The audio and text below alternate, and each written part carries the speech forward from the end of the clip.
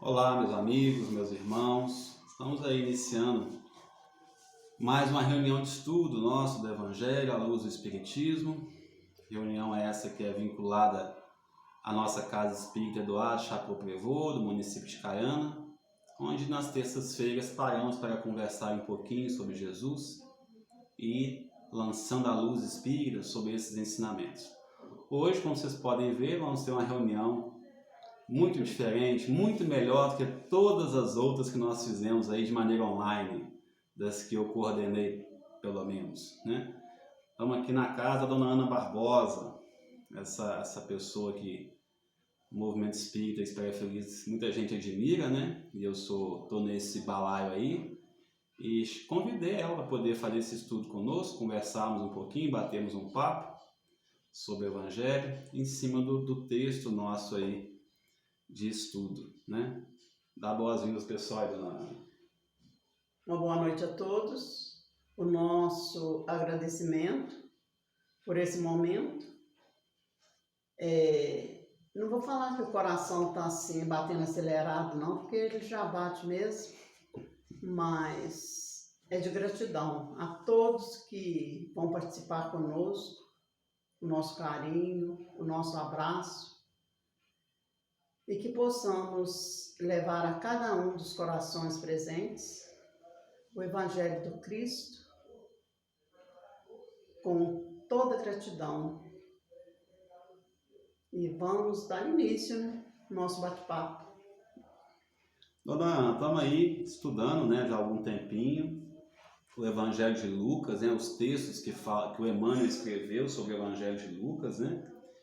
E dando sequência nos nossos estudos, o texto de hoje, que a nossa companheira Rosi leu por nós, é o texto que está no livro Caminho, Verdade e Vida, capítulo 31, coisas mínimas, em que o Emmanuel faz um estudo muito interessante em cima do versículo que está lá em Lucas 12, 26. Então, o versículo nosso de estudo hoje é esse, Lucas 12, 26, e o texto é coisas mínimas. Bom, a gente sempre gosta de pegar um gancho, né? Que o Evangelho, a gente não pode imaginar que Evangelhos são textos isolados, né, Dona Ana? Isso aí. Eu gosto de dar um exemplo da colcha de retalhos, né? E nós vamos tecendo essa colcha de retalhos aí. Você já fez colcha de retalho?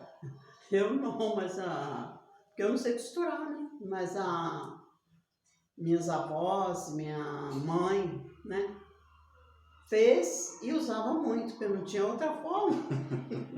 Não tinha outra coisa. A minha avó também não sabe. Eu lembro que eu tinha uma colcha de retalho, umas tinham um forro, não tinha? E umas eram sem forro. Aquelas que eram sem forro não esquentavam muito não, mas tinha umas que tem um forro, né? Isso. Então eu vejo que esses textos aí é como se fosse essa colcha de retalho. O que seria esse forro, hein? Eu penso que esse forro seria para nós hoje o aquecimento do nosso conhecimento. E esse conhecimento a gente trazer para a prática do dia a dia em formas de trabalho e de atividades no bem. Por isso que é bom estar com um espírito de luz no lado. Você joga uma pergunta e ele responde de boa. Se sou eu, me enrolava toda, cara. Tirou de letra, como sempre. Meus irmãos, esse é um papo bem descontraído, assim como eu venho muito na casa da Dona Ana, estamos mantendo uma distância aqui, tá, de mais de 1 metro, passei o álcool direitinho, então por isso nós estamos sem máscara, tá bom? Mas sempre que eu venho aqui é um bate-papo desse nível, né? Então nós vamos estar, na verdade, partilhando aqui um bate-papo nosso com vocês na forma de um estudo, né? Espero que todos gostem aí, né? Se vocês escutarem um barulho de obra, que na verdade o nosso estudo está sendo gravado mais cedo do que a reunião, na parte da tarde, então o pessoal está trabalhando, né?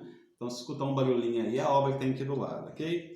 Bom, conforme eu disse, eu gosto sempre de fazer a contextualização. Nas nossas últimas reuniões, nós estávamos falando a respeito daquela parábola muito interessante que eu confesso que eu não era muito de estudar, não conhecia tanto essa parábola, passei a conhecer mais agora com os nossos estudos, que ficou conhecido como a parábola do rico insensato, em que Jesus, estando lá no meio da multidão, ele é questionado por um dos presentes da multidão para que ele pudesse intervir, né, na partilha dos bens, Jesus fala que não veio para aquilo e tal, chama a atenção dele sobre a questão de acúmulo de riqueza e conta a parábola do rico insensato, que é a parábola que nós estudamos aí nas 4 últimas semanas, né?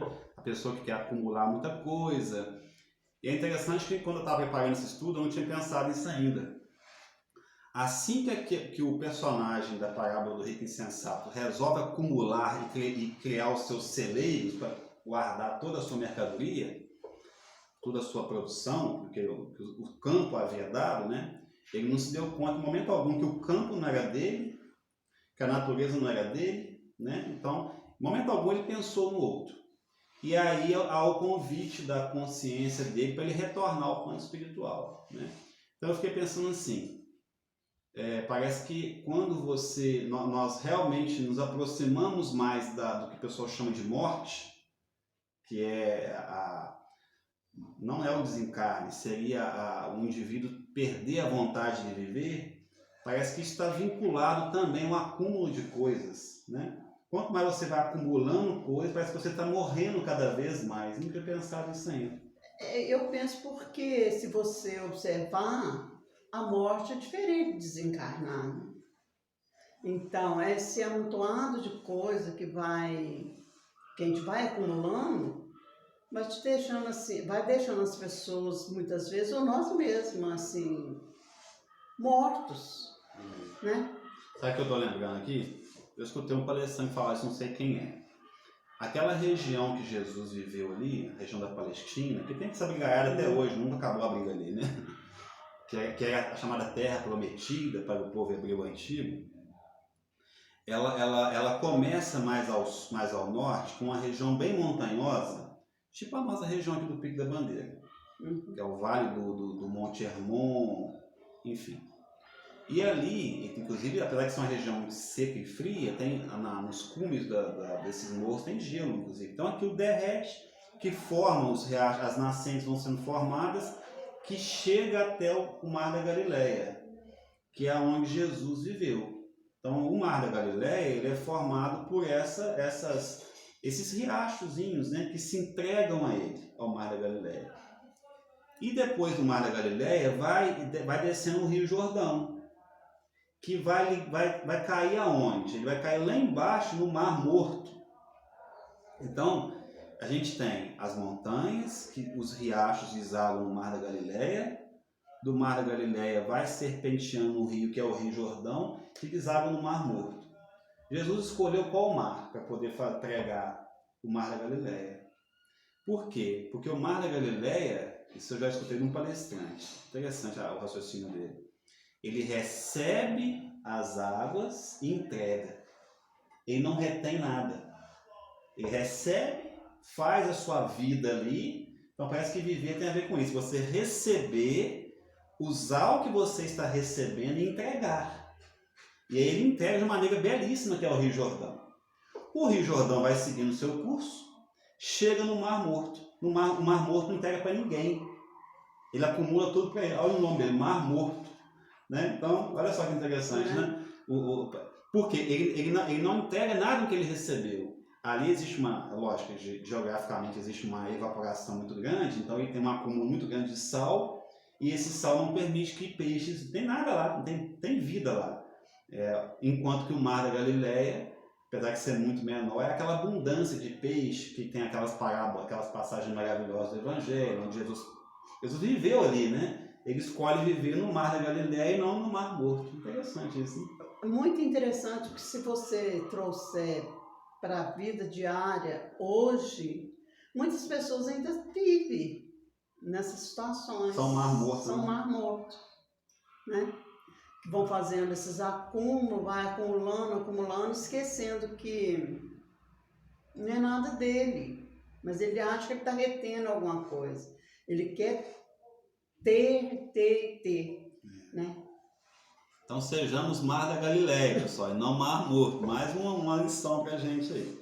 Bom, então dentro desse contexto todo aí, da parábola do rico insensato, dentro que nós conversamos nas reuniões anteriores, o Emmanuel vai lá, depois da parábola do rico insensato, existe uma passagem bíblica que foi conhecida como preocupação e ansiedade. A dona Ana vai ler para a gente aqui, que começa em 12:22 e vai até 12:28. Vai ler para a gente, dona Ana? Pode começar? Pode. Preocupação e ansiedade. 12:22. E disse aos seus discípulos: por isso eu vos digo, não vos inquieteis pela vida, porque o que cometereis, nem o que comereis, nem pelo corpo com o que vestireis. 12:23. Pois a vida é mais que o alimento, e o corpo mais que a veste. 12:24. Observai os corvos, que não semeiam, não ceifam, os quais não têm despensa, nem celeiro, mas Deus os alimenta. Quanto mais valeis vós do que as aves? 12:25. Qual dentre vós pode, inquietando-se, acrescentar um covado à sua estatura? 12:26. Portanto, se não podeis o mínimo, por que vos inquieteis com respeito do restante? Que é o nosso estudo, o nosso versículo de estudo hoje. Né? Aí vou ler os dois próximos, que ele fecha, o 27 e o 28. 12:27. Observai os lírios, que como cresce, não labutam, nem fiam.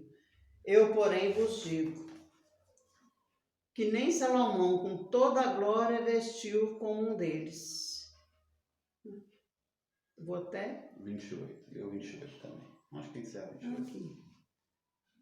Então lê mais esse. Se a erva do campo que hoje existe, amanhã é lançada ao forno. Deus assim as veste, quanto mais a vós, homens de pouca fé. Isso. Olha só que interessante, né? O Cristo, depois de dar uma lição para um indivíduo na multidão, depois de contar uma parábola que ficou imortal para nós aí, ele nos dá uma dica, né? Olha, gente, observa a natureza, né? Observa os lírios do campo, né? Nem Salomão, que foi um rei, que dizem que era um rei com muita opulência, né? Com muita... As vestes dele eram bonitas, toda aquela ornamentação do templo de Salomão, né? Ninguém é capaz de imitar um simples lírio do campo. Né? E quanta coisa a gente vai buscando, né, dona Ana? E é umas coisas que a gente pensa que está tão distante e está tão presente, né? Parece que é hoje. Parece que o mestre falou agora. Agora, pra gente. Interessante. Bom, esse versículo nosso, então, olha só, a dona Ana leu toda a parte do contexto bíblico aí. Dos versículos que ela leu, esse portanto, se não podeis o mínimo, por que vos inquietais a respeito do restante? Né? É o versículo que o Emmanuel tirou para ele poder escrever o texto Coisas Mínimas. Quando eu li esse versículo, me veio duas reflexões em torno dele. Eu vou montando o estudo assim. Cada um monta de um jeito, né? Meu jeito de montar é esse. Eu leio o versículo e tento, antes de ler o texto, eu tento imaginar qual vai ser a tirada do Emmanuel. Algumas vezes eu acerto, outras eu erro feio. A capacidade dele é tão mais profunda do que a nossa, do que a minha, que eu falei, como é que você vai pensar um negócio desse, né? E eu já falei isso várias vezes, os títulos que ele coloca também são muito interessantes, né? Quando você olha o título, você não imagina o tamanho e a proporção que vai levar, né? Exatamente. A gente a pensar, né? Exatamente. E aí eu tirei duas lições. Uma eu pensei, quando ele fala inquietais, inquietação é ansiedade, né? Que é o mal da humanidade hoje, o mal do século, acho que o mal de todos nós. Eu estou fazendo uma obra para um cliente que ele é dono de farmácia, e eu conversava com ele falando que ele nunca se vendeu tanto ansiolítico como se vende hoje. Mas é verdade. Né? Hoje é difícil você achar uma pessoa que não toma um remédio para dormir. É difícil. Mas enfim, ainda bem que tem os remédios, né? Mas demonstra assim, nós perdemos um pouco o fio da meada. Porque eu não lembro, só eu lembro assim, na infância assim, olha, a ansiedade sempre existiu. Não vão achar que a ansiedade é da agora, não, sempre existiu, né? É uma imperfeição do espírito, então nós não podemos ter retrocedido. Mas eu acho que esse aceleramento mental, esse mundo de informações que a gente lida no dia a dia, celular, computador, isso eu entendo que isso acelerou muitas pessoas, né? Eu penso que é muita informação que nós estamos recebendo a todo minuto, como se a gente estivesse sendo bombardeado com essas informações. E nós ainda não estamos assim preparados. Exatamente. Né? Eu acho que nos mundos mais avançados, o espírito evoluído pode ser bombardeado do jeito que ele for, ele vai saber colocar cada um na sua caixa. Isso, né? isso. Nós misturamos tudo e não sai nada. Não sai nada. Então eu vejo que o versículo fala disso, essa inquietação. É o mestre falando, olha, não fica preocupado tanto com o dia de amanhã, não se preocupa tanto em aquisições de coisas, porque você não sabe o dia que você vai ser convidado e você não precisa disso. Eu acho que não é nem a questão, como coloca na parábola do rico insensato, no ar você vai ser convidado pela morte, vai ficar tudo aí. Além disso, nós não precisamos desse mundo de coisas. Ô Juliano, você falando aí, quando ele fala que a gente não precisa inquietar com o dia de amanhã, a gente lembra também quando a gente lê, quando Jesus nos convida a estarmos preparados. Estejais preparados, não sabeis nem o dia nem a hora. Quando a gente fala isso, as pessoas de imediato pensam que está preparado para a morte, para o desencarne. Não é. Exatamente. Não é preparado para o desencarne. É preparado para tudo isso que nós estamos conversando agora. Aí a pessoa já vem logo assim, mas eu vou me preparar para a morte. Não, nós temos que preparar para tudo isso que nós estamos vivenciando. Inclusive para o trabalho. Trabalho. Né? Eu cheguei aqui hoje malicu e eu não sabia que eu ia vir para fazer. Eu não tinha combinado de fazer isso tudo junto, só que o áudio estava ficando muito longe. Eu falei, não vai dar certo. Mas a minha menina mexeu no meu celular, eu cheguei aqui e ela tá aí, ó. Preparada para o estudo. É isso aí. Preparada, não. Nem eu. Nós estamos batendo uma bola aqui. Bom, mas o versículo fala, falando sério, o versículo fala de ansiedade, né? E o versículo fala das coisas pequenas, quando ele coloca aqui, se não podeis o mínimo, né? Quantas vezes a gente está pensando lá no bolo pronto, e se você não começar a preparar o bolo, ele não vai ficar pronto. Nós vamos pensar no nosso enquanto espíritas, né? Às vezes a gente quer ter trabalhos grandiosos, né? E chegar até a multidão. E o espiritismo não é para isso, né, dona Ana? É no mínimo mesmo, é no catado ali. Reforma íntima se faz as pequenas coisas. Eu tenho um tio que eu gosto muito de ouvir a fala dele, que ele fala que nós temos que ter no espiritismo como gotas homeopáticas. Gotas homeopáticas. Né? Porque ele fala que ela vem eu acho muito bonitinho que ele fala, ela vem de gota em gota, pingo em pingo, fazendo essa transformação em nós. Mas nós somos apavorados, porque nós queremos atropelar com essas informações, a gente faz essa misturada que você falou, não sai nem uma gota, nem um pingo, né? Exatamente. A gente passa por cima de tudo, atropela tudo e no final... Eu notei uma frase do Emmanuel que eu achei interessante essa frase, olha só, do Emmanuel, né? Começar com o Cristo é fácil, perseverar é difícil, chegar ao fim é crucificar-se. Verdade. Olha que frase. E eu termino te dizendo assim, carregar Jesus no peito é fácil, difícil é ter peito para carregar Jesus. Eu adoro as frases dela, gente. Essa eu já conhecia. Mas veja bem, o Emmanuel fala, começar é fácil, mas a gente precisa começar. Por quê? Porque a gente fica às vezes pensativo, nessa inquietação e não começa. Quantos de nós, a senhora e eu, já às vezes pensamos numa tarefa, num trabalho, ou em fazer algo, e a gente mentalmente, a gente criou tanto problema que aquilo ia surgir, que a gente desiste da tarefa. Verdade. Não é? Então assim, apesar de o Emmanuel dizer que começar é o mais fácil, mas toda a trajetória precisa de um começo. precisa de a estrada, para a gente poder caminhar na estrada, a gente precisa dar o primeiro passo. Se você for analisar a nossa Amazônia hoje, o tamanho, a imensidão, a gente não consegue, né? Apesar de tanta dor que ela tem sofrido. Mas ela começou como? Uma semente, né? Uma semente. Foi fácil? Não. Então.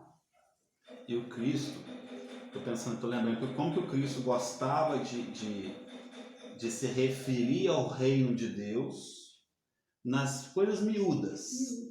Ele falava da parábola do semeador semente, né? Ele falava do fermento, que é pouquinha coisa, né? Ele falava do grão da fé, do grão de mostarda. Então, a mostarda, que viraria aquela árvore frondosa, ela começa com uma semente minúscula. Então, esse começar, ele é pequeno. Por isso que as coisas mínimas, as coisas que é o texto nosso de estudo, elas são muito importantes, né? A gente precisa começar onde? No grande? Não, no pequeno.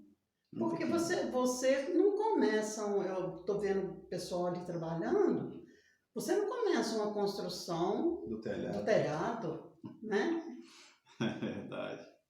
É verdade. Bom, eu acho que o texto fala disso aí, de inquietação, de coisas pequenas, dessa necessidade nossa de iniciar, mas acho que é dentro desse contexto aí o texto. Vamos ao texto então, né? Vamos ao texto. Estamos com 20 minutos, mas só mais 7 minutos para a gente poder encerrar. É isso que eu passo toda semana ainda, vendo? Vamos lá. Olha só. Não vai dar para comentar o texto todo, porque nós já falamos muito a respeito do texto, né? Mas ele começa o texto assim, ó.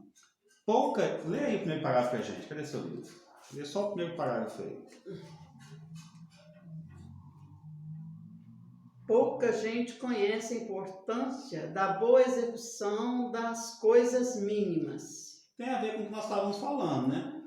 De pegar a boa... Olha só, é falar a boa execução. Não é fazer os trens de qualquer jeito também. Você se propôs a fazer um café. Você tem que tentar fazer o melhor café que você consegue, não é? Você se propôs a dar uma faxina na casa espírita. Você tem que se propor a dar a melhor faxina que você consegue. Você me propôs a fazer um estudo. Dentro das minhas condições, eu tenho que oferecer o melhor que eu possa conseguir. Eu não posso chegar de qualquer jeito, né? Na moda, vamos embora. Eu tenho que tomar essa decisão. Mas é importante tomar a decisão. Quantas coisas miúdas, por exemplo, no campo do espírito? Orar, meditar, estudar, que a gente não quer começar. Ou que a gente não tem a disciplina necessária para prosseguir, né? Então, eu acho que fala disso, né? De você iniciar, sim, mas também dar sequência naquilo. Se alguém falar o que eu te cortei. Não, pode continuar. Acho que é isso, né? Então, o primeiro parágrafo é isso aí. Pouca gente conhece a importância da boa execução das coisas mínimas. Nós, enquanto nos propomos a ser cristãos, nós precisamos compreender a importância da execução das coisas mínimas, né? Lê o segundo pra gente. Há homens que, com a falsa superioridade, zomba das tarefas humildes, como se não fossem imprescindíveis ao êxito dos trabalhos de maior envergadura. Um sábio não pode esquecer-se de que um dia necessitou aprender com as letras simples do alfabeto. Aí volta de novo na simplicidade, nas coisas pequenas, né? Do iniciar, do começar, a arte de começar, né? É verdade. Então a gente tem que se propor isso. Se você se propor a fazer aquilo, comece, né? Você vai encontrar as dificuldades, lógico que vai. Você vai aprender com as dificuldades. Quando a gente olha, por exemplo, um ser do tamanho de Chico Xavier, hoje são acho que 500 livros, parece uma coisa até invenção, né? Alguém consiga psicografar 500 livros, mas ele começou com o primeiro. O Emmanuel, quando deu a tarefa para ele deu a tarefa que encerraria com 100 livros. Talvez ele não conseguiria chegar aos 100, mas ele extrapolou o número, ele teve que começar um dia, né? Ele precisou iniciar um dia a sua tarefa. Eu acho que a gente tem muita resistência em começar. Nesse começar também, você falando no Emmanuel, nós lembramos o que foi que Emmanuel disse para ele, para que ele pudesse conseguir ir se mantendo nessa tarefa, né, de começar. O que ele falou para ele que ele tinha que ter? Disciplina. Primeiro, Disciplina. disciplina. Nós temos que procurar também. Nós vamos falar assim, nós temos disciplina? Não, mas nós precisamos aprender. Aprender a ter. A ter. Exatamente. Né? Bom, já estamos com 25 de vídeos. Vamos ver que a gente pode ter que pular uma parte aqui, dona Ana. Vamos lá esse convém. Eu acho que é o parágrafo que a senhora marcou. Lê esses dois aqui, ó, que a senhora marcou, que a senhora acha que resume o texto aí. Eu penso, não sei, talvez, né? Destacar-se, entretanto, exige muitos cuidados. Os espinhos também se destacam. As pedras salientam-se na estrada comum. Convém, desse modo, atender às coisas mínimas das sendas que Deus nos reservou, para que a nossa ação não fixe com real proveito a vida. Então, quando ele fala aqui, esse aqui, olha aqui, quando ele fala que os espinhos também se destacam. Então, por que Jesus permitiu que crescesse o joio junto com o trigo? Ele destacou. Exatamente. É interessante essa questão do que às vezes a gente busca coisas maiores, né? E a gente não se dá conta, né, de que junto com as coisas maiores virão também as dificuldades maiores, que são os espinhos. Né? Então a gente tem que se dar conta disso muitas vezes, né? Será que o que você está buscando, você não está achando é sarna para se coçar? Não, né? é verdade, porque às vezes você ainda não está tão habituado com as mínimas e que quer dar um salto tão grande para alcançar a máxima que você não... né? Na tarefa, vamos pegar a nossa casa, que é a tarefa espírita, né? A tarefa espírita, ali quando dá bem, deixa eu ver isso, que muda do 27, ele corta o vídeo.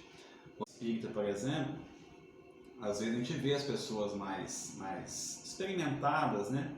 Conversando com aqueles que são neófitos, que estão apenas começando o movimento espírita, e pedindo a eles prudência, né? Que vão mais devagar, que experimente mais o movimento, né? Antes de assumir uma tarefa muito grande. Isso é prudência, né? Porque às vezes a pessoa não tem sustentação ainda para suportar aqueles espinhos que virão com saltos maiores, né?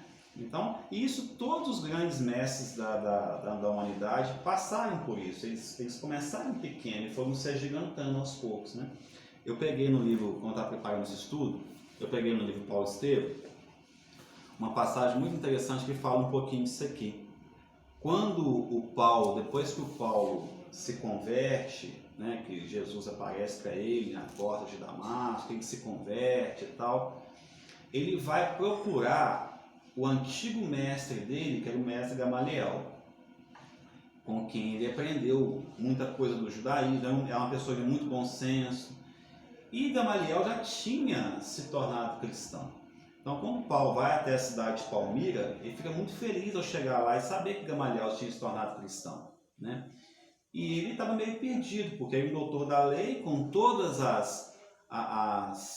os benefícios que ser doutor da lei tinha. Ele era muito bem quisto pela sociedade, aonde ele chegava ele tinha carta branca, ele tinha uma condição social muito boa. E ser cristão naquela época era o contrário disso, né? Era ser perseguido, era ser taxado de estar atrás de um embusteiro, de alguém que estava enganando todo mundo que era o Cristo. Algumas pessoas pensavam assim. Então ele perdeu e ficou sem chão. E ele foi buscar justamente a sua sustentação no seu antigo mestre Gamaliel. E aí o mestre, conversando com ele, dando algumas orientações para ele, olha a sugestão que Gamaliel dá para ele. Gamaliel fala com ele assim, Gamaliel lembra a ele que quando ele era menino, ele aprendeu a arte do tear. E ele fala com ele que voltasse a essa arte. Ele fala assim, ó, fostes o humilde tecelão antes de conquistar os títulos honoríficos de Jerusalém. Então, antes dele ser um doutor da lei, foi um tecelão. Agora que te candidatas a servir ao Messias na Jerusalém, ou seja, você tem que voltar a Jerusalém, é bom que volte a ser um modesto tecelão. Então, seguir Jesus, às vezes, é você dar um passo aos olhos da sociedade, para trás, né? Ele conclui, eu achei essa frase lindíssima. As tarefas apagadas são grandes mestras do espírito de submissão. Não te sintas humilhado, regressando ao tear que nos surge. Presentemente, qual amigo generoso está sem dinheiro, está sem recurso material? À primeira vista, considerando a tua situação de realce no mundo, seria justo recorrer a parentes ou amigos, mas não está doente nem envelhecido. Ou seja, você já tem uma arte dentro de você, que é a arte do tear. Volte a ela, vá se encontrar dentro dela novamente. Bonito isso demais da conta. Lindo, lindo. As tarefas apagadas são grandes mestras do espírito de submissão. Eu acho que é uma frase que resume bem o nosso texto, né? Nosso texto e nós. As coisas pequenas, as coisas miúdas. Eu fico imaginando, Juliano, no decorrer dessas idas e vindas nossas, o convite que nos foi feito há quanto tempo, né? Essa mudança nas nossas reencarnações, e quantas vezes nós deixamos passar as oportunidades de voltar, como o Gamaliel disse ali, ao tear. Quantas vezes nós estamos deixando passar essa oportunidade e passar nessa reencarnação, né? Aí quando a gente ouve uma coisa assim, você começa a repensar, falar, Jesus, eu quero ser cristão, eu quero ser, eu preciso ser, mas eu preciso retornar também, eu preciso ter aquele desejo, aquela sinceridade, aquela vontade de retornar e fazer aquilo que eu sei e tentar fazer o melhor dentro daquilo que eu posso. As pequenas coisas, e né? Normalmente esses convites são feitos nas pequenas coisas. Jesus, né? Quando fala de Jesus bate a porta, mas ele bate a porta nas pequenas situações. Pequenas situações. Em momento algum, quando você vai falar de Jesus, você não vê um grande trabalho. Exatamente. Nas pequenas coisas. Até as falas de Jesus eram para poucas pessoas. Poucas pessoas. Para os 12 ali, mais alguém e tal. Ele não fez grandes palestras, com exceção do Sermão da Montanha, que era uma multidão que estava acompanhando, e algumas outras oportunidades. Ele sempre... nós estamos falando aqui de alguém que pregou para grupos muito pequenos. Isso. Ou seja, coisas miúdas, coisas pequenas. Miúdas. Acho que o movimento espírita precisa se voltar mais para isso. Né? A gente observa Jesus, ele nunca teve aquela pretensão de arrebatar multidões, né?